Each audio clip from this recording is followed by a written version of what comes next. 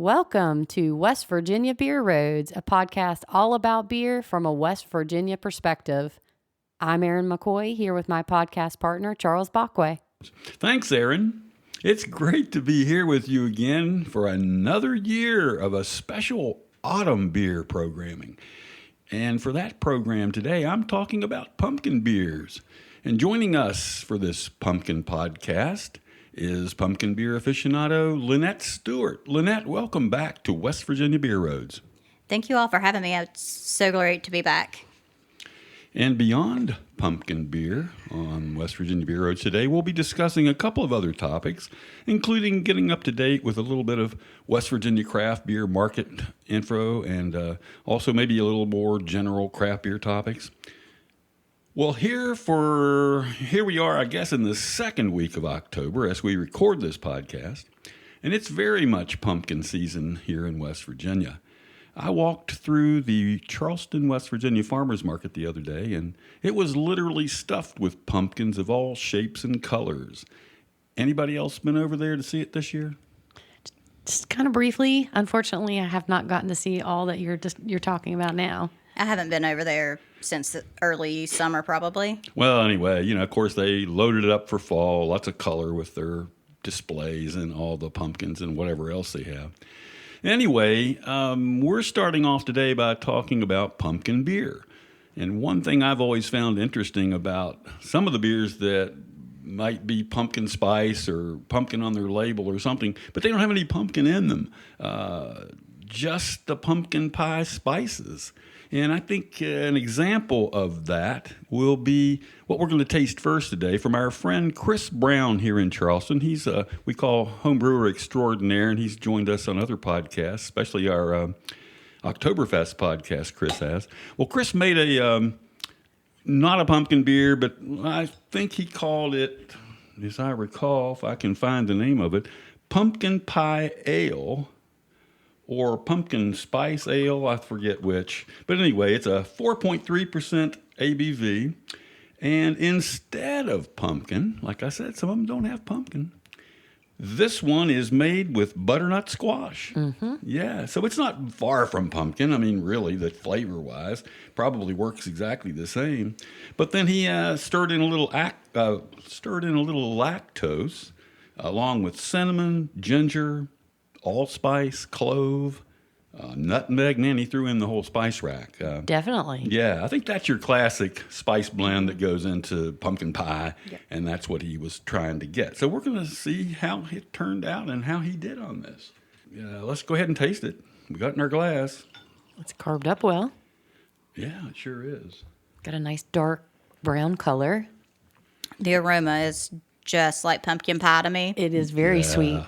Very cinnamony for myself, cinnamon forward. Yeah, well, he's calling it pumpkin pie ale. So did he hit the mark? I would have never known that this was with a butternut squash. No, that's not pumpkin. No. Like, it's amazing. Yeah, it's got a little vegetalness to it, and it's kind of light, like you said, 4.3%. And I enjoy this beer. It's very easy to drink. It's clear. It's got a clean finish. I think it's got definitely what he was going for in terms of pumpkin pie flavor. Yeah, well, thank you, Chris Brown, for this really nice homebrew, and it really will set the stage for us to kind of introduce where these pumpkin beers came from. And I'm glad he used a squash different from a pumpkin, because pumpkin's technically a squash, and squashes came from the Native Americans. I mean, they didn't have squash in Europe when the settlers came over here back in the 1600s and all. But I caution ahead. Look, according to Wikipedia, it's a dangerous thing to quote, but I'm lazy. I just looked it up. They said that pumpkin beers came into the United States back in the mid-1700s, maybe 1771, something like that. And, of course, those pioneers and settlers in America learned about pumpkins from the Native Americans, and they raised them and started making things out of them, I guess, just learned how to make beer with them. And I just think that's interesting.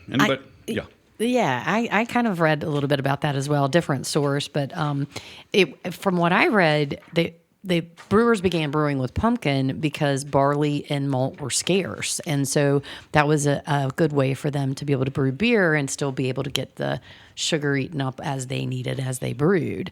I thought that was pretty interesting. Well, that is. Yeah, I found the exact same thing you did. It's because, like, back then, pumpkins, like, there was a bunch of them. They're not expensive. The first thing that I had that they mentioned pumpkin beer was in 1771 in the Connecticut Current. It was a pumpkin ale is what they called it. It just showed how common it was at the time. That's what they called pumpkin beer at the time. So you use whatever resources you have to brew. yeah. Well, one of the other cool things that I found about it is, like, some places they actually use the pumpkin and brew in the pumpkin. So they hollow it out, put the wort in, add the yeast, and they basically say, let nature do the rest on it. Oh, that's neat. I think that's pretty cool. That is pretty cool. Still same time period, like early 17 or late 1700s. Yeah. Well, or some crazy home brewers these days Yes. would probably be doing that. Yeah. But yeah, that's what I also found too. The 80s, the 1980s is when pumpkin beer Yes. started, becoming popular Yep. because of Buffalo Bill in California. Yep. Yeah, so you're talking commercially. Commercially. Yeah, it started being brewed and then sold in stores. Yep. Right. Yeah. I hear you. 1985, baby. And that was very widely credited for being the modern kind of Yep. beer that we know as a pumpkin beer. Yeah. Yeah. So Buffalo Bills in California, but I've never had a beer from them. They probably aren't around anymore. Which also kind of the difference between what we know now versus what we were talking about that was originally brewed back kind of in the colonial era is the flavoring itself. They used pumpkin to brew kind of back then, but they didn't flavor like we would think of now Right. in terms of spices and sweetness. Yeah, because I think pumpkin beers anymore are kind of synonymous with the spicing. Isn't that true? Yes. Yes, today I would say I that. always call them like pumpkin pie beers, pumpkin spice. It depends on how spicy it is, as if I like it or not. Mm-hmm. Yeah, it's like a lot of beers have come out from breweries. Pretty much any bigger brewery or craft brewery, has made a pumpkin spiced beer at some point along their way. I know, like, I remember, oh gosh, even Cigar City down in Florida, they made the Good Gourd or something like that. Good gourd, yep. Rich and boozy. Yeah, Spiced ale. That's what started happening. And I think it probably was with Pumpkin getting really popular, but those things were big ABV beers. They weren't no longer just like Chris Brown's beer, 4.5%. Easy drinker. No, they became dessert beers or I like to call them big boy beers. just big boy. Like Yeah. they're 8 to 10%, and like just give me a couple and let's go. Some Imperials, yeah. Yeah. Well, I'm going to run through a list here from Untapped. Untapped, of course, rates their readers rate beer, and then we get lots of pumpkin beers across America are all going to be on Untapped somewhere. But when you look at the ones that got the most ratings, not necessarily the highest ratings, but the ones that have been through the years the most rated, and this is probably since Untapped was in the early 2010s, maybe, when they started Untapped, about 2010 probably. So it's been a good 15 years worth of data they've collected on pumpkin beers. And their number one most often rated beer was the Pumpkin, which kind of doesn't surprise me because when it hit, it really hit big, didn't it? Yes. People tried it all. We got it in West Virginia. Holy crap. They must have had it about everywhere in the East Coast, Because I guess it came out of New York originally. Originally New York, yes. Yeah. So anyway, they were the top. Then other ones that were very popular on there were the Pumpkin Ale by Dogfish Head. Mm-hmm. That was my gateway beer into craft beer, so that always has a special place for me. That's wild. And I think we've had that here at some point, or I've had it. We've had it in West Virginia Yes. before. A Pumpkinhead Ale from Shipyard. That was another one, Shipyard Brewing, that we've had here in West Virginia commonly in past years.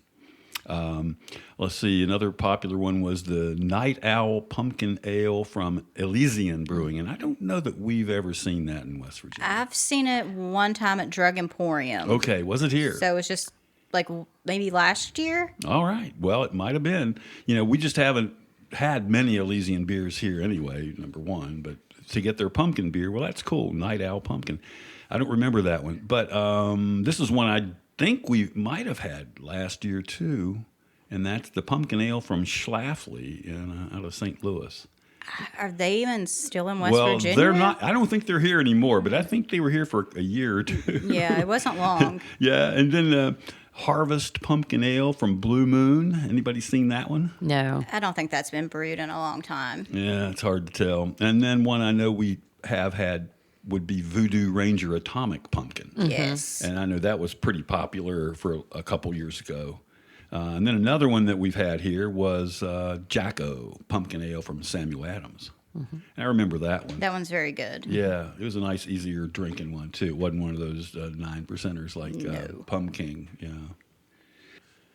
So Like- we've seen a few of these on the shelves this year, but it's been very difficult for me to find a lot of this stuff because here in Charleston, West Virginia, we have a really horrible state of beer retail right now as far as like bottle shops. Do you guys agree with that? Have you trouble finding beers? Oh, yeah, it's terrible. Yeah, well, since Drug Emporium's closed, it's really kind of dampened our selection because they had quite a wide selection there. So, yeah, it's definitely impacted my ability to find singles at certain places. Yeah, so like you want to just sample. You don't want to necessarily buy a whole 4-pack or 6-pack of a particular pumpkin beer like me. And definitely a pumpkin beer, Yeah. and for myself. I mean, I just like to try every beer and any beer that I can just to see, what the flavors taste like. So with Drug Emporium closing for me, because I would go there every Friday. Right. Just to see the difference of what they have. And I didn't care if it would be, Miller, Budweiser type of spin off of them, or if it's like a Right. West Virginia craft beer. Yeah, and that's true. I think what we're seeing right now is that no one has really picked up any slack from Drug Emporium closing. And for folks that don't live in this area that don't know what a Drug Emporium was, it was a store that had a little bit of everything. Called it a drugstore, but it had everything. It had a lot of alcohol and wine and and clothing and, food all kinds. yeah, Everything. right. So My anyway, goodness. they've moved out of this area completely. It just shut down. They had 3 outlets around here, and they're gone. And they had just kind of dominated the craft beer retail sales. And yeah, nobody has stepped up since that happened. Yeah, it just seems like the few that are still selling a little craft, and certainly some their shelves were full and they haven't really expanded, and we haven't had new retailers pick up. And I think that's a great opportunity here in the Charleston, West Virginia market to find somebody who would maybe open a craft beer retail. I would store. agree with that 100%.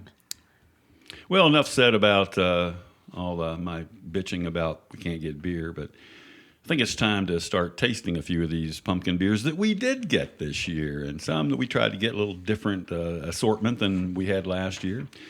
So I'm going to start with Lynette Stewart. You're up first. Okay. So first we're going to taste Big Timber's Pumpkin Fest. I did have this in the tap room in Elkins probably around the 1st of September. So we did talk to the brewer, which basically this beer uses spices typically associated with pumpkin. The brewer feels using pumpkin doesn't always show through too much, or it gives us squash flavor that makes it off flavor. And it also makes it hard to keep in track of distribution, so they'd rather use spices instead of using actual pumpkin. Yeah, and I think that speaks for a lot of breweries that don't really put pumpkin in their beer because they just like those pumpkin pie spice flavors and a nice malty beer. And so we'll see how Big Timber has fared with that. So this beer, on the can, it says the flavors, actually they call it a red ale, so it's not just considered a pumpkin beer per se. It's a red ale with vanilla extract, cinnamon, ginger, nutmeg, allspice, and clove. So I want to take a drink here. Oh yeah, it definitely has some red. I can see why they call it Oh, yeah. red. It's very red Quite actually. red, isn't it? Yep. Mm-hmm. And also from the brewer, they said the sales of this beer for the last 2 years really shocked them.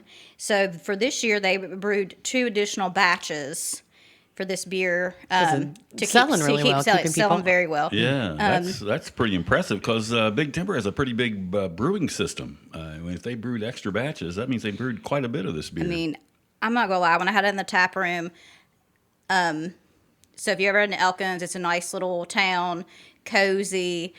Like I really just wanted to get a 4-pack of it, take it home, make a bonfire, put a hoodie on, and just sit and watch the leaves change. Like to Straight me, fall. this is a straight fall beer. Yeah, it is very easy to drink, and it's lighter on the lighter side, which is nice.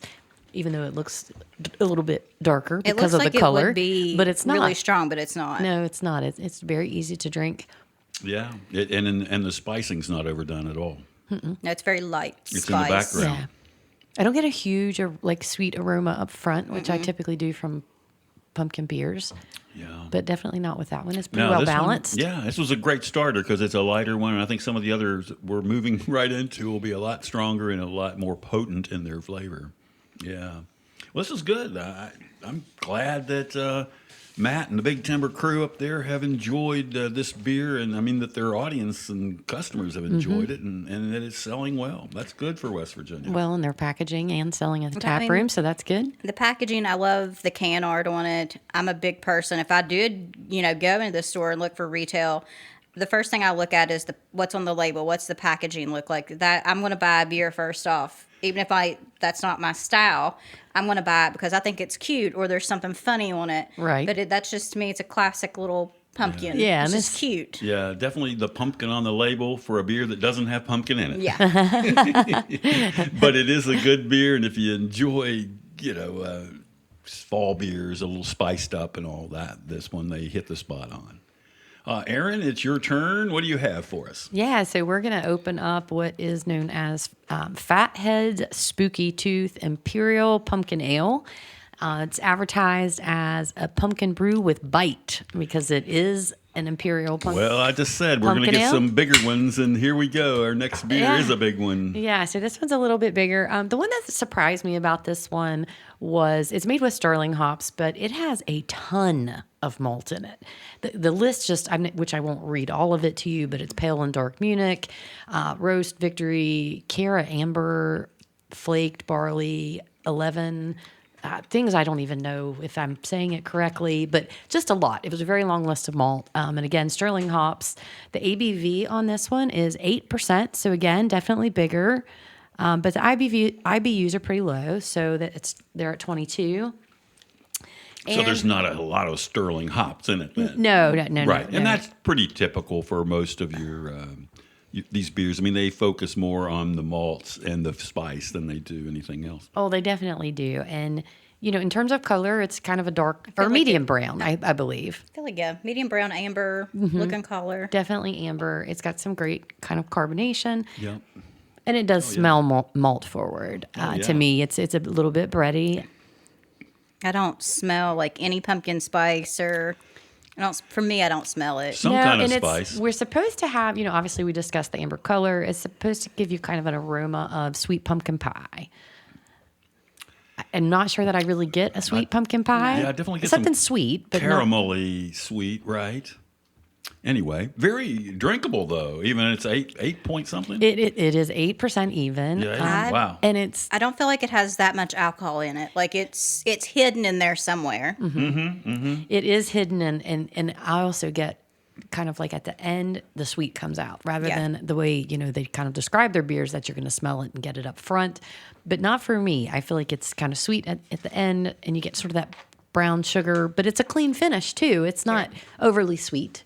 It's a very No, light it's not. mouthfeel.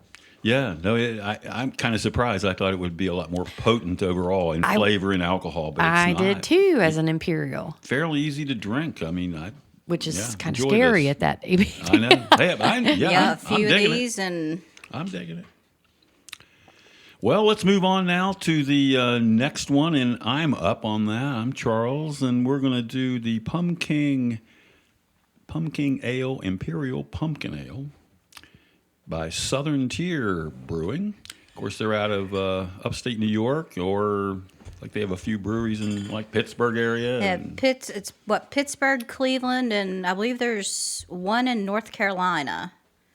Yeah, so they're in several states around us. No brewery here in West Virginia. I think this one probably still comes from out of the New York brewery, where they probably They do like one big pumpkin fest every year at all their locations, but that one they have the biggest. That's that's where the original is Yeah, at. I guess I just meant that the bottled beers are probably out of I would figure, the yeah. main brewery. Yeah, but they do. That's what I've heard. They have a big party for these beers at all their brewery outlets. Yes. Yeah. I've attended a few of those. So it's a pretty fun day. Actually went in the middle of COVID to one. It was, All outdoor. it Of was course, all I'm out, sure. all outdoors, very safely spaced. To me, you can't go wrong with pumpkin. This is one of your Yeah. favorites, right? This is probably outside of when Charles mentioned earlier the Dogfish Head Pumpkin. Like I said, that was my gateway beer. This is my favorite pumpkin beer. Yeah. Well, this one's really sweet up front. Yeah, Like, yeah. aroma is very brown sugar to me. And it's even a little stronger than your last one, which was 8%. This one's 8.6% ABV. Ooh. And Decent amount it's stronger. certainly one of the most popular pumpkin ales in the country, and that's shown maybe by the Untapped. How many people rate it on Untapped? There's an awful lot of people that drink this beer. It's malty, bready, it's spicy. I think it's very sweet. Yeah, and the sweetness definitely comes through. It is Nutmeg very and sweet. vanilla, cinnamon, all those things. Anyway. But I feel like every year, it's not always the same beer. I feel like some years it's more spice, some years it hasn't been. So it's not been as consistent. If you regularly, I feel like it's always a little bit different. But Oh, that's okay. just me. Yeah. I mean, yeah. Well, this is definitely sweet, but it's surprisingly light in color and in drinkability. Yeah, 'cause to it's be almost 8.6%, wow. Kind of a dark blonde. It's not very dark at all. No, like most it's of them. not dark Yeah. at all, and it is very sweet.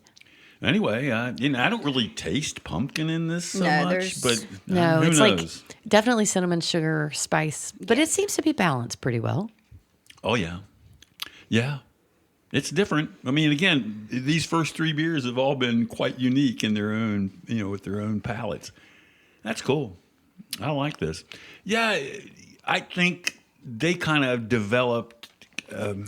What do you call it? Just a following. they have like a niche. Yeah, I mean, they've made there have been pumpkin beers out before they had Pumpkin, but they called it Pumpkin because they wanted it to be like the big buster of this category. Well, yeah. and as Lynette said, literally have festivals just Yeah. for it. And they call it like the King's Court. That's why they have variants of pumpkin, and then they have Warlock, and this is why they have those festivals. And every year when you go, it's different flavors. Like I've had chai before. Well, Now that I'm thinking about it, I can't think of all the variants that I've had. yeah, but but we're gonna have one here today. I know I'm super excited for this because this is one I have never had before. Well, Woohoo. Lynette, you have the honor of introducing this Pumpkin variant. Yes. So this is caramel pumpkin. Okay, so I mentioned before, we've talked about Pumpkin Fest, that I've been to it several times in Pittsburgh. So this beer was actually a fan contest that was based on, at the time, they had three variants: caramel, fire, and habanero. So the brewers out there, brew lovers out there, so they voted this as the best flavor of the year. So this is why they bottled it.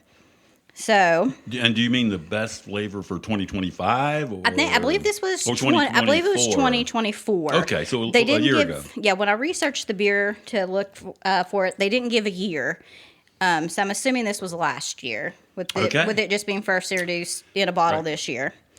So the flavor profile says it's smooth, rich caramel entwined with classic pumpkin pie. Spices like cinnamon, nutmeg, sometimes pie crust notes. The caramel is intended as an identifying twist on the traditional pumpkin flavor. So we just had the pumpkin. Yeah. oh my goodness. It's definitely the upfront flavor Yeah. is the caramel. Is the caramel, and it makes me think of Yes. the Werther's candy. Yeah, Yeah. so I just smelled it as well. And this is the description from their Southern Tiers website. Sweet caramel, pumpkin spice with possible vanilla or baked good undertones. And the aroma to me hits all the way around on that. It definitely does. Like I said, it's like a pumpkin pie with Werther's candy melted on top of it. It's literally like you would take your pumpkin pie and take just caramel syrup and just drizzle over the top of it. That's what I think. Wow. Yeah. I do have, they used malts like Two Row Pale, Munich, and darker malts like C60. And hops, they use Columbus, Trojan, and Zeus for bittering. And they didn't overdo it with the darker malts. Certainly, this is still it's very light. It's still very pretty light. light. It's super rich, though. Yeah, It's In my very- opinion. I mean, it's- obviously. It's very, very sweet. I could not drink a lot of this. No, this is what I would call a dessert beer, and Yes. not just rich, but it's heavier, a heavier mouthfeel, and it does. I wouldn't call this a clean finish. It definitely sticks around. Yeah, it does. doesn't it? Yeah, and the ABV is the same as the regular pumpkin. So that's interesting too that they kept that ABV down, even with all this extra sweetness and well, probably sweetness. They're caramel sugars they've added. This is the kind of beer that's like perfect with something salty, like pretzels or Yes. Oh, yeah. or some sort of cheese. Like something that's, I don't know, a little just salty, because they balance each other out. You Yes. snack on your salty thing as you drink your sweet drink. So I mean, I love it. Like, it's pretty good. it is good. It's just, as you said, I could not drink very much of it just because it is so sweet. Yeah, like, this is definitely a splitting beer. Like, you're hanging out. Right. And you split it with somebody. Like, I couldn't drink a bottle, sat down by myself to drink a full bottle of it. Not unless it's over maybe some ice cream.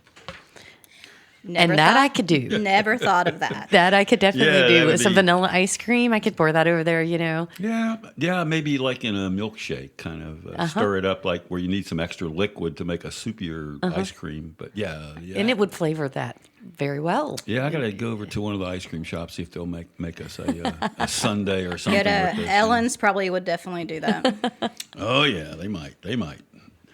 Well, I think we just did the first kind of variant from Southern Tier Brewing with the Pumpkin Imperial Pumpkin Ale. But earlier, Lynette, I think you had mentioned, or somebody did, the Warlock. Warlock. Yeah. Yeah. Warlock. And I think we have a Warlock, right? Yes, yeah. And Aaron, you have it over there. I did. Aaron, introduce your beer. Yeah, so I was surprised to find this variety, but I found a Southern Tier. It's a Maple Warlock Imperial Pumpkin Stout. So that's a lot of words. It's obviously one of their variants on their Warlock sort of series that Lynette mentioned earlier. It's kind of described as dark and mischievous, which I find funny because it is definitely dark and the name itself is mischievous. It's got definite, or should have definite, roasted malt character. As Lynette and Charles are checking it out, it's very dark. Like, think of a cup of coffee or like a dark soda or pop.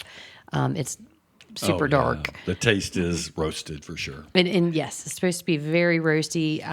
It's got 2-row pale Munich C60 debittered black and chocolate as far as malt, and hops. It is only listed as CTC hops. So I'm wondering, are you guys getting any chocolate out of this? I haven't had an opportunity to taste it yet. I get a little chocolate up front. Back end for me is like straight maple. Oh yeah, maple. Yeah. which I didn't mention because that's in the name. But yes, you're 100% right. I get very little chocolate, a little bit of coffee.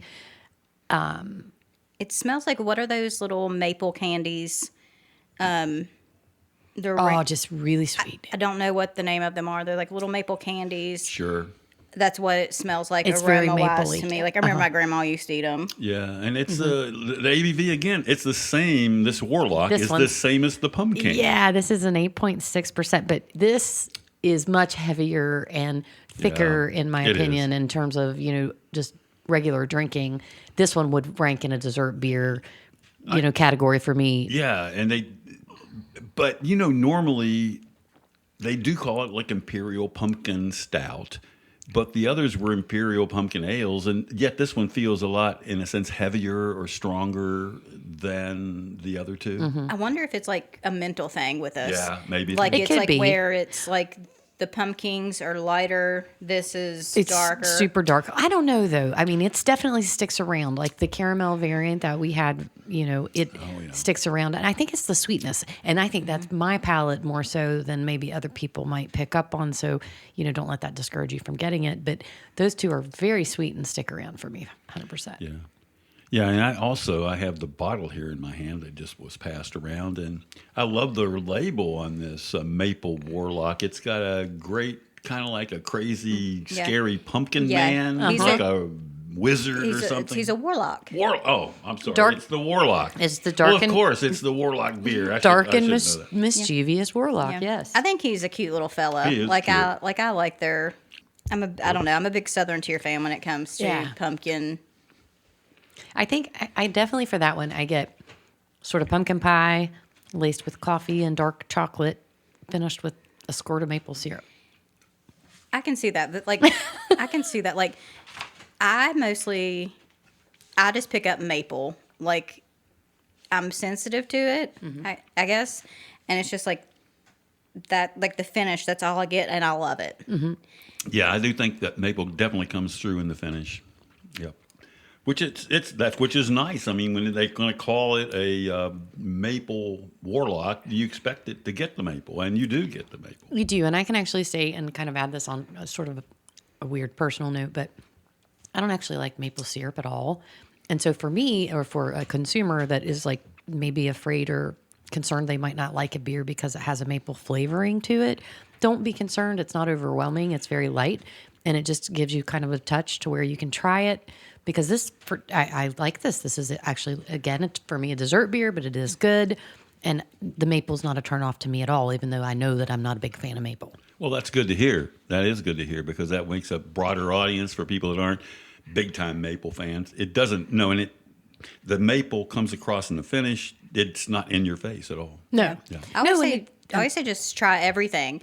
It doesn't matter like if I like what's in it or not. Like I've had oyster beers before. I don't like oysters, but I mean I'll try any beer once, like Sure. just to see what it's like. Well, and the big kind of takeaway from that is, the label, how it's advertised doesn't mean that's going to be the overwhelming flavor because there's so many other flavors and with malts and hops, so many different things. I mean, I couldn't even begin to list an ingredient list, but so many different things that brewers can do to flavor their beers that come together with a good finished product. Yeah, and what I'm impressed with so far is that most all these beers that we thought would have a lot of spicy flavors They are have not. not They've so been just- strongly spicy. I They think have they not may so have. well so far. You probably jinxed us just now. Well, I don't know. Maybe no. I don't. Well, anyway, we got one more beer to go, but it's my turn to get that one. But I just think so far these first five, and even Chris Brown's Homebrew, they were have not been overly spicy. Not overly spicy. So that's really nice because that spice is there, but it's in the background a lot of times. Well, I feel like that's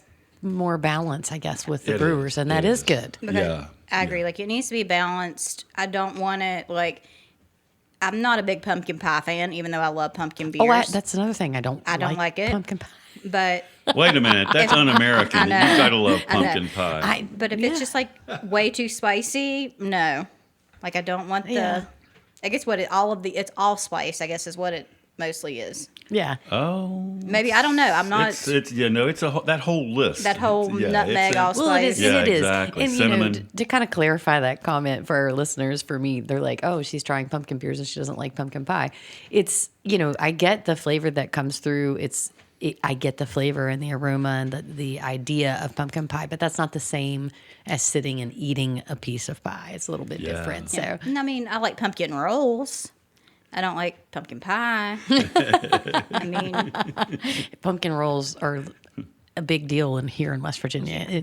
For any listeners that may be outside of West Virginia, they are an exciting thing here. Yeah, but there's a lot of pumpkin rolls probably in a lot of parts of America. I'm not sure where it started.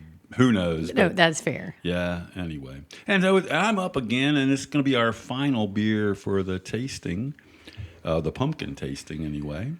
And this one may or may not have pumpkin in it. It's going to be the Kentucky Pumpkin Barrel Ale from Lexington Brewing. And that's about, I don't know, 3 hours from here, something like that, over in our neighboring state of Kentucky. This beer is big, and we said we had a lot of bigger beers, or I said that probably earlier. This one's definitely one of those.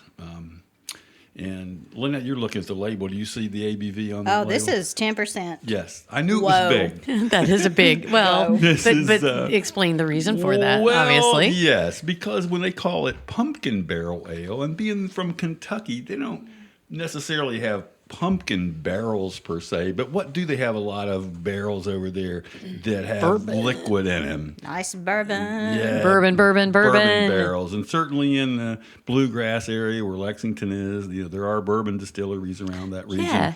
And this one has been in the bourbon barrel. We're just going to give it a try and talk about it. Well, and so I don't know how many new listeners we may have, or how everyone's knowledge is about craft beer. But so, what does Charles mean when he says it's been in a bourbon barrel? Well, it spends some time in a barrel that once was just it had bourbon in it, and that will sort of probably take on a little bit of a flavor profile of bourbon, which is why it's got that name. All right. And I'm drinking it, and I don't get a ton of bourbon. What do you guys think? I mean, maybe I'm immune to it. I don't know. I don't taste any bourbon on it, You and know, I'm really sensitive to like bourbon barrel beers. No, I don't taste bourbon. I on it taste either. zero bourbon on that. No. Well, and this is the first time I've tried this beer, and I assume when they said it was in a Kentucky bourbon barrel that it would have a bourbon flavor, but boy, it's It has- really light. If you get a huge whiff on the front end, you get a little bit of bourbon at the very end of that Yeah, whiff. because- but as far as flavor, not so much. Because, when you have a little bourbon left in that barrel, it tends to raise the ABV because it's, 50% alcohol in that barrel or higher. I mean, maybe 60% probably. And, so a little bit of it tends to raise the beer's ABV and as well as impart flavor. So you got more alcohol and more flavor. This one, 10% though, that is a big beer. No, but you know what I think it's kind of done is like I said, I get if a big whiff in the beginning, not a lot of bourbon finish at the end, but at the end, I feel like it kind of what I got as far as pumpkin and like a pumpkin beer. I'm like, I'm not. It kind of diminished that, I guess is the word that I'm looking for. Yeah, I mean, I still get the spice. I get, But the there's not a spice, lot but of there's- anything else. That's it. Yeah, and well, think it's some pumpkin flavor. I'm going to assume it has pumpkin in it, and I don't know that. Yeah, but I that's not figured forward that at out. all. Well, the squash, it's not a strong flavor, and especially when it's been in that bourbon barrel, it's probably had time to kind of mellow out. I mean, I don't know. Interesting But beer. it's like it's neither one or the other. Like it's not bourbon forward, it's not pumpkin forward. It's kind of It's just like it canceled each other's out. or cancel each each other other. out, and you just get the spice. Yeah. Well, this Lexington Brewing is also a distillery, and I would love to have had the bourbon they took out of that barrel on the side here, so we could say, okay, well, here's their bourbon. What's it taste like? And does this beer have any of that characteristic? Which it probably does. Yeah. More I so figure it would. if you had that side by side comparison. Yeah. I mean that's a fair point. Yeah. Well, that's good beer, though. I mean, I is. thought it would taste stronger at 10%. That would. Yeah. I was nervous on the ABV of like, oh God, It's like gonna what be, is like, this? hot. Is this gonna be hot? Like what's Yeah. it gonna? What's it gonna be like? yeah. Well, I'll tell you that bourbon barrel mellowing really mellowed the beer, and so it's not at all hot. It's not, but also it is one that surprisingly at that ABV, I mean, you would be one and done, but you Yeah. could drink that very easily because it's not like overly Oh, I would spicy. I would be one and done. Well, I'm saying everyone Yeah. would be one and Yeah. done, but that's the point. You could drink it because it's not overly spicy, Yeah. but then it's like, oh, this is such a huge ABV. It's best shared. All right, you got to watch this. It could be a dangerous beer if you do drink more than one. Yeah, well, yeah, share it. Or don't drink it too quickly. Just share it anyway. with all your Share it, friends. Exactly. Yeah. Pass it around, share it. It's sip a it. good beer to bring to like a tasting event. It is a good sipping beer. and a way to taste it. Well, so guys, we've now tasted 6 or really 7 if you count Chris Brown's homebrew. We've tasted a bunch of these so-called pumpkin beers and some pumpkin ales. What are y'all thinking? Which ones stood out to you? Which ones did you like? I think for me, the Maple Warlock that was my pick. Like that was my favorite. I'm not normally a big Warlock fan in general, like the base beer. Yeah. But man, that maple in it Wow. That was good. That was great to me. Yeah. Yeah. Yeah. Well, obviously, everyone's not surprised that I'm not a huge maple fan, so that's not going to be my pick. But I get why she picked it because it is a good beer. So, again, try it. But if I had to pick from what we picked here this evening, I would say probably the caramel. I'm also, people are going to think, God, she likes nothing. I do like things. I'm not a huge caramel fan, but I'm not a big sweet fan, I guess is what it No. is. But anyway, the caramel one was really great for me. It was super balanced. It was, again, just kind of easy to identify what I'm trying to identify. And if I'm going to do a seasonal sort of sweet beer like that, I want to be able to be like, I know what this, and this is. And I got that from that beer. So I liked it and I thought it was easy to drink. What about you, Charles? I'm going to weigh in on this Spooky Tooth from Fatheads Brewery up in Ohio. The Imperial. Yeah, I mean, it says Imperial, it's 8% but was really very drinkable. And I liked a little bit of that pumpkin pie spice that it had, as well as I also enjoyed the Big Timber Pumpkin Fest beer. Pumpkin Fest, yeah. Well- So, yeah, those, anyway, yeah. I feel like a better question would be as far as big boys versus lower ABVs. Well, it might. Because, Might. you know, I know Lynette and I would both have probably different answers for those. So definitely for the big boy for me, for caramel, I like the Big Timber a lot. It was very easy to drink. Yeah, exactly. You know, in low, like you said, smaller, very seasonal, very balanced, lighter. Yeah, but it's fun. Again, you know, it's while they aren't my favorite beer style of the year, you know, I enjoyed this tasting. All these beers were quite drinkable. And I mean, very different. Yeah, and quite different across. You know, some were more nutmeg heavy, more cinnamon heavy, more just malt heavy. It was interesting. I mean, I agree with Aaron. Like, you know, with the big boy beers, I'm obviously the Warlock. But we do agree on the Big Timber. Like, just like I said earlier, give me a bonfire, give me, Yeah. you know, give me a 4-pack of that, and Curl up. let's have a good time. Yeah, well, good work, all these guys. I mean, from, Well- Fatheads to, you know, Big Timber to, you know, Southern Tier. Certainly with 3 that we had, they were all good. But I'm sitting here thinking, I do kind of want to mix this maple and caramel together to see what happens. Oh, yeah. I'm just saying. Yeah, let's do some brewology here. All right. Well, when we come back, we're going to do a little review of some, I guess, news in the market in West Virginia, or some topics again from across the country. We'll be right back. All right, before we actually move on to our next topic, I see, hey, Lynette, that you over there blending. You're doing some bartending. Talk about what you're doing there with your beers. Okay. So I am taking the caramel pumpkin and the maple warlock, and I'm mixing them together. Making a beer baby. Yes, I'm making big beer baby. So I did mostly the maple in it and just a couple of splashes of the caramel. All right. Well, you got to tell us what you think. You can't set that up without a review. I think they pair perfectly together. All right, describe. You put them together. That's like some heaven in your mouth. Heaven in your mouth. That's a pretty good description, Charles. What do you think? Yeah, no kidding. I just hope that Southern Tier folks are listening to this up in New York or Pittsburgh or wherever. You guys New need York. to maybe come out with a blend like that. Yeah, I'm not endorsed by them. They do not pay me. This is just Lynette's preference, but also something our listeners can, you know, don't hesitate to do that. Mix and match and try what you want. Yeah, that's the fun thing about craft beer in general. You can, you know, make your own cocktails by blending 2 or 3 together, you know, at times. To me, that's one of the best things about beer. Like you just said, 2, 3, 4, maybe, depending on what you're going with. You know, just have a good time with it. That's what craft beer is about. Yeah, we're supposed to have a good time with it, and I think that's an important aspect of this market. Yeah, and that being, you know, emphasized with the fact that it's got to be, or, well, it doesn't have to be. I mean, it can be whatever you want it to be. But for these specialty beers that are flavored and have, you know, certain flavors, that's what's fun about mixing them, because you take a couple flavors that, you know, you like that may be, you know, different in certain ways, but could be complementary of each other. And the end result may be just heaven in your mouth, as Lynette described. Well, Well, for this segment of the program today on West Virginia Beer Roads, we're going to talk a little bit about maybe some things that aren't necessarily related to West Virginia specifically.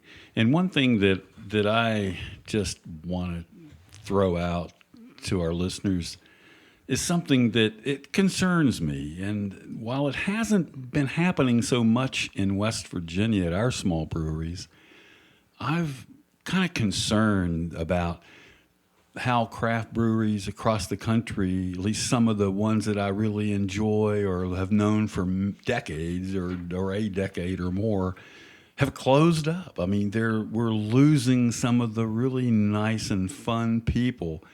I think one that really hit me hard about a month ago, I guess, I saw a report about the closing of 21st Amendment Brewery, or the impending closing. Now it is closed, at least their main tap room at their original location in San Francisco has closed.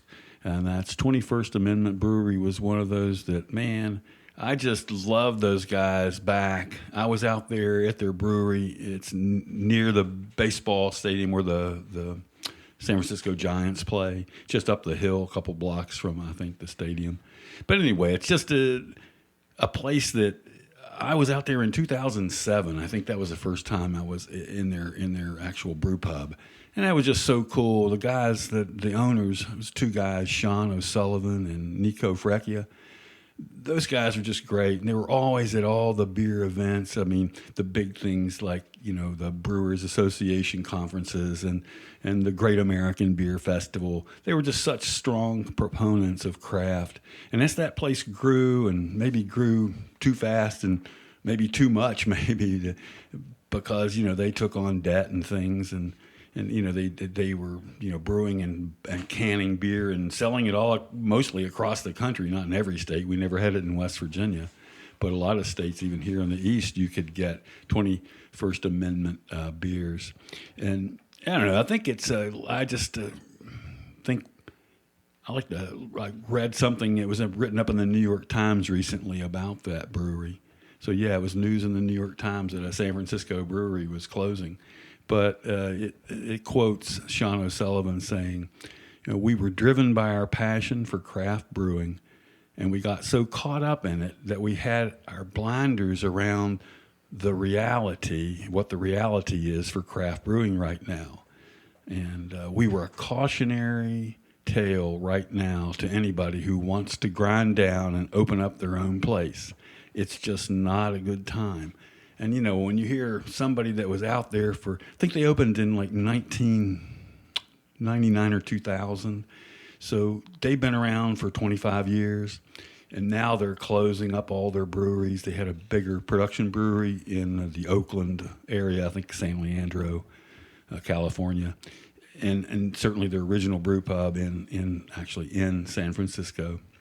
But yeah, they're closed by the time you hear this podcast, or they will all be closed shortly. And, it's just a shame because they were such an inspiration to me as a young guy that was into craft beer and how they did such fun things. And I just kind of a little requiem here. I just hate that for them and hate it for our overall beer market that, it's not that just some bad breweries or lesser breweries close, but really some of the best have not made it through this little downturn here we're in.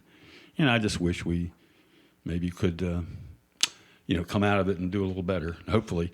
And as I said, it hasn't affected us here that much in West Virginia. We haven't lost a lot of, certainly the bigger breweries, who have been around a while are still here.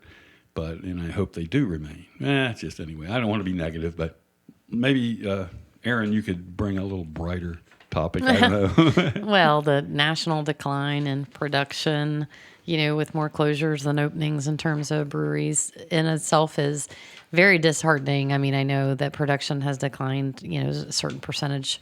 I'm going to say 4 or 5%. I can't throw out references. I just from what I've read with the craft beer news that I keep up with. So yeah, it's definitely disappointing. I think there's been a change in the industry. There's been several changes in the industry. I feel like breweries themselves have always focused on being sustainable as a core strategy. I think that has come more into focus for maybe some of those breweries that haven't maybe focused on that as much as a core strategy anyway. So I think that's a positive thing that kind of brings into the picture some changes that those breweries are trying to make in order to focus on that core mission change. One of which I've found quite interesting. So packaging in general, I feel like is going through a very big change. I know Brilliant Stream has touched on that a bit in terms of recyclable or bio-based materials that breweries are trying to use. They want to bring in lightweight bottles, combustible labels, just kind of getting rid of or replacing those plastic rings. There's so many important things that we need to do, and packaging is a big one of them. Get cardboard, get things that aren't going to harm our oceans, our world, et cetera. And, I feel like that's a positive move towards things that the beer industry, the craft industry itself needs to make. So I'm glad that it's going that way. I hate that a decline in sales kind of is going hand in hand with that, but that's at least what information I get. The other kind of big change that I sort of see is just kind of flashing lights. It's just the overall change in the style of what is available in terms of, it's not craft beer, it's low alcohol, non-alcohol, or hemp or THC drinks. That's impacting big time, negatively impacting craft beer. Obviously good for more options for people that don't like craft beer. And of course the market's going to change. But these are things that I'm reading a lot about and am intrigued by and curious to watch and see how it continuously is going to impact our craft beer market. Yeah, those are some really good points. Yeah, I mean, one of the big thing is that I've seen and have read about is you talked about like the THC non-alcoholic seltzers. It's because the younger generation that they just don't drink alcohol. I mean, it's not a beer thing. It's just a all around spirit Preference shift. Preference. Like they just don't drink alcohol. They Yeah. want non-alcoholic options. Yeah. Also, when I hear you say younger drinkers, and I know you probably mean people younger than you. mean, 'Cause are you in your 30s still? I turn 40 the day of October West. Okay, so you're just hitting 40 yes, right I'm just now. hitting 40. And I know Yeah. Lynette's, I know Erin is in her 40s. Yeah, definitely. And I'm considerably older, but I just think, who are these younger people? Yeah. The kids are in college right now. Sure. Yeah. Well, Like I the- think kind like of the- mid-late like 20s, even up to Mid-late that. 20s, millennial generation. Okay, right. Like youngins. Yes, as we would term them Yeah. at our current ages. But yeah, younger drinkers, obviously of age to be drinkers, but younger meaning entering kind of the drinking market at this point in their adulthood. Their preference is not craft beer. It doesn't seem to be, at least as an overall. Not like it was, 20 years ago or 10 years ago. Mm-hmm. No, and as many, I'm sure, brewers and business owners are wondering why. Why is that? Who could answer that? Maybe Yeah. we need to have a young kid on here and Well, tell we us why. probably do. Yeah, maybe that's a good I mean, that is very true. something we should do. And I think what you guys are both saying is really underscoring the need, if you're a brewery and you have a tap room, which certainly they all do, that you can't just sell your own beer there and expect to really grow that much. I mean, you'll certainly grab a crowd, but if you want to get more people in, you've got to offer these non-craft beer You've got to products. shift your focus. Yeah. Yeah, and whether it's ciders or wines or Seltzers. or I don't know The that they're THC. I don't know if they're allowed to sell THC products, and it depends. It varies by state. Yeah. But yeah, just things that aren't maybe even flavored waters, hop waters and things. Yeah, I think I'm not 100% sure. Big Timber has something like that. They have like a hopped water that's Yes, there they do. that's They definitely do. non-alcoholic. Right, in and then ice, they yeah. have their regular seltzers. Yeah, and then a lot of the small breweries, I mean, we know they can't, technically with the production equipment of today, they Capacity, can't yeah. make Well, it's not capacity. It's just the technique. They cannot make non-alcoholic beer. with It just the doesn't- equipment that they have. Yeah, with their same equipment. So it's not something that most of them are going to have. Certainly, little small corner taproom breweries, brew pubs, are not going to have their own NAs. But they need to think about whose NAs they're going to sell, because you probably need that I mean, to keep a crowd. there are some good NAs out there. Yeah. I know Sierra Nevada has their Golden's pretty They good. do, I like they their do. Golden. Have a good selection of it for people that just come in that want to hang out with their friends, but they might not drink. Yeah, no, very, very true and good thoughts for our brewing community here in West Virginia. We've been, I think, a little immune from some of that diversity, but it's hitting here. I mean, I'm in the places in the Brewers Row in downtown Charleston. I see what customers come in there and what those breweries are doing. They're all handling a lot of NAs. They're handling ciders. They're doing other products. And so I think for variety for those Because customers they to keep need to that. main or Yeah. keep them. Yeah. exactly. I mean, even if you want to say, if you go to Fife Street, they have craft soda that they don't make it, but I mean, you can get flavored soda there, which I think is great because they like Yeah, kids it's a in different there. option. Yeah. Yeah, everybody's having a shift. It's definitely a changing time in the craft beer industry, and it's interesting to see nationally and kind of locally here in Charleston and surrounding areas. Well, now let's get up to date with the West Virginia craft brewery market by talking a bit about any brewing news, rumors, gossip, whatever, things that we've heard recently here in our state. I mean, I'm going to begin with some news in a way, a little promo for some of our beer festivals that are coming right up this weekend, October 11 in Charleston is the Oktoberfest Festival, and I think it's been around maybe in their 20th year or something like that. They've been here for a long time, holding their event over in Charleston's Elk City district. I think it's probably one of the largest, if not the largest, beer festival these days in the state, probably along with Rails and Ales in Huntington. But it's not so much craft beer focused. I remember in the early days, there wasn't any craft beer. It was dominated by Miller brands. I mean, it was a Miller Yes. festival. I think that's at least 10 years ago. They've opened it up and been, doing our small and independent craft brewers. Yeah, that was like, I remember the first year they were open, they did it. It was Miller House was like the main, sponsor of it. And I remember them running out of beer. And Now, how does the Miller distributor run out of beer? I don't they didn't know. have enough on the truck. They weren't ready. And I tell you, we were thirsty for that Miller High Life, weren't we? And Miller Listen, Lite. Miller Lite, that's where it's at. That was my pre-craft era. Obviously, Miller has always been excluded from my craft era. No offense, Lynette. I love I mean, you. no, sorry.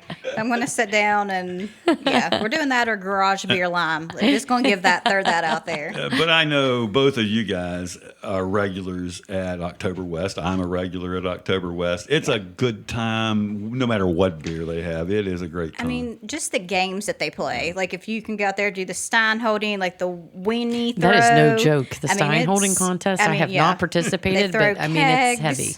It's great. Yeah. And they usually have, well, and like a lot of festivals, I wouldn't say they're unique in this, but they certainly bring in a lot of good bands to play Yes. for the music. Yeah. And it's not Oktoberfest bands. These are like popular music bands. Yeah, it's a fun time. And I want to move on, though, to a second festival that's coming up in about a month from here. November 1st, the Frankenstein Festival in Fairmont, West Virginia, is back for its second year. It was just out last year, and I got a report from my correspondent up there, Andrea Fleming, who attended the festival, I think, and she said it was a great one, and now it's coming back for their second year, and they're really going to beef it up even more downtown Fairmont on October 1st, Fairmont, West Virginia. That's exciting. Yeah, looking forward to that. Any observations on any other things in the West Virginia area, Lynette? I have seen at the Brewstall in Elkins, seen posts on Facebook that they're trying to reopen. I don't know if they're reopening as brewery, tap room, what's going on, but seeing posts, they're getting licenses, they're remodeling. Looks like the pictures I've seen, like the cooler that they have for beer. That's one of the things I've seen. Second thing that I've seen, which is probably the best marketing right now is Short Story Listen. I love you. Okay. You put beer and Taylor Swift together. Okay. Uh-oh. That's two of my favorite things. She is a Taylor fan. Yeah. For our listeners, she is a Taylor fan. Yeah. Love the sweatshirt you just put out. The play on the new album, The Life of a Craft Beer Lover. Amazing. That is good marketing. I would agree with that. Yeah. Yeah, no doubt. Short Story Brewing has been doing some good stuff recently and making some good beer. Mm-hmm. Yeah. So Lynette has had enough insight for both of us because immediately nothing is coming to mind for me. I guess I'm boring. I have not really heard any news. You know, I obviously we're all kind of following a little bit along with the Ursus Brewing Company. Or Ursus Brewing that's supposed to open up over on Hale Street. In Charleston. West Virginia. Yeah. So we're kind of waiting for that, but that's not exactly news. So other than that, I don't have a lot to add. Well, I'll throw in another one since you mentioned Ursus getting ready working on opening. We have Old School Brewing in White Sulphur Springs that took over the Big Draft Brewery location over there that was been closed for a year or so.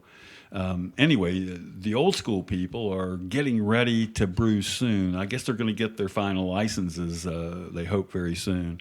And they already have their kitchen open and their bar is open, selling, regular beers and drinks, from other places, but they are not selling their own beer yet. And we'll certainly have more details on them after they get their final licenses. And just Dave Barron, who's been on the West Virginia Beer Roads a couple times before when we've visited them as Big Draft Brewing.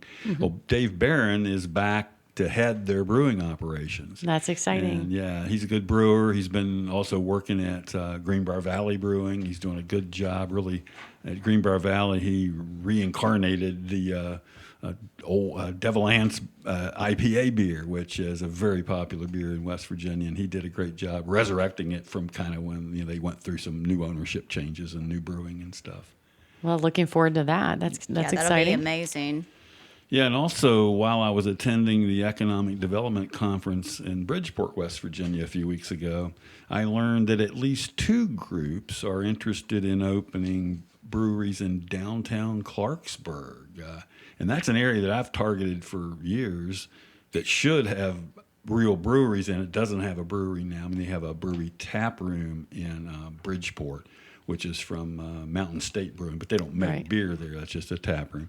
So I thought they needed a local brewery, and I think they think that too. But I was talking to one of their economic development directors from the county, and she's been in touch with at least 2 groups that are trying to say they want to open breweries. Ooh, that's exciting. In old buildings in the heart of downtown, which would really be a draw to get people back. Oh, absolutely. Get traffic and street traffic back downtown in the evenings, yeah. Well, hopefully that pans out. And it gives me hope for Harrison County, so I'll be following that. And I guess I'm going to close with a mention, too, that Weathered Ground Brewery in Coolridge just informed me that they've made a new Pawpaw beer. And people that know me know I'm a Pawpaw fan. And we've talked about Pawpaw beers, I think, on here before, certainly written about them. Well, this is a seasonal beer podcast. It is, yeah. So the Pawpaw beers come out in the fall. And so what was funny is that Sam Fonda, the head of brewing operations there,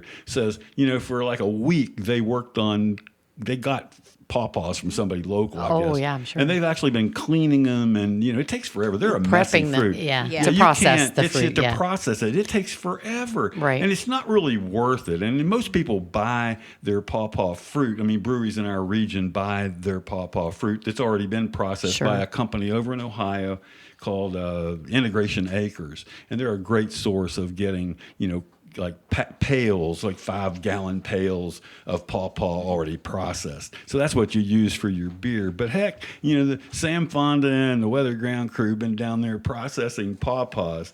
They're calling this beer Holler Nectar Pawpaw Sour. That's a great name. I have to try that. Yeah, it's a sour. It's going to be. He said it's pretty sour too, and 5.2%. So it's very Nice. approachable. Yeah. Yeah, possibly the most expensive beer they've ever made since it took them a week to process the fruit. Oh, I'm sure. And their first time making that specific variety of pawpaw, because they've made pawpaw Yes, beer. they have. And they've had actually used Integration Acres fruit before, too. So, why they didn't this year, I'm actually not sure. But anyway, you'll find a little feature on this beer because I'm going to write one for BrilliantStream.com. And you got to love the brewery's dedication to making pawpaw beer. Yeah. Anyway, that's a good a fall story, I guess. It is, in particular for this area, West Virginia. Pawpaw beers come around. Yeah. And any other news come to mind or points or crazy stuff that you've heard? No? Nothing I can think of. Me neither. Well, Lynette, it's been great having you on West Virginia Beer Roads again this year. Thank you all for having me. We always love having you as our pumpkin beer aficionado, so we appreciate it. Lynette, thank you, and we're looking forward to having you again on West Virginia Beer Roads. This brings us to the close of another podcast. Remember, you can subscribe on Apple, Spotify, or your favorite podcast host. Thank you for listening to West Virginia Beer Roads. West Virginia Beer Roads is a production of BrilliantStream.com.